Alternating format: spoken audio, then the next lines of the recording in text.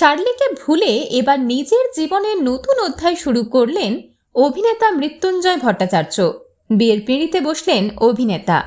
কার সঙ্গে করলেন বিয়ে? কিছুদিন আগে জি বাংলার জনপ্রিয় ধারাবাহিক চিরদিনই তুমি যে আমারে দেখা গিয়েছিল মৃত্যুঞ্জয়কে।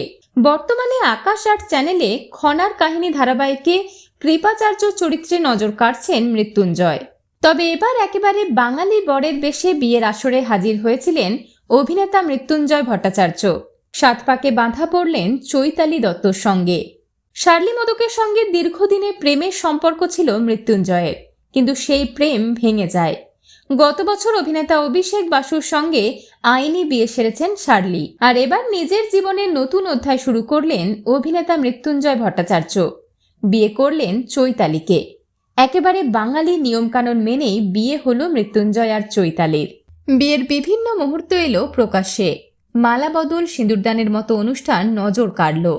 বিয়েতে উপস্থিত ছিলেন টলিপাড়ার চেনা মুখ অস্মিতা এবং তার বয়ফ্রেন্ড প্রারব্ধি। আপনারা দেখছেন অভিনেতা মৃত্যুঞ্জয়ের বিয়ের বেশ কিছু সুন্দর মুহূর্ত। সেলেব হাউসের পক্ষ থেকে নববিবাহিত দম্পতির জন্য রইল অনেক অনেক শুভেচ্ছা এবং শুভ কামনা।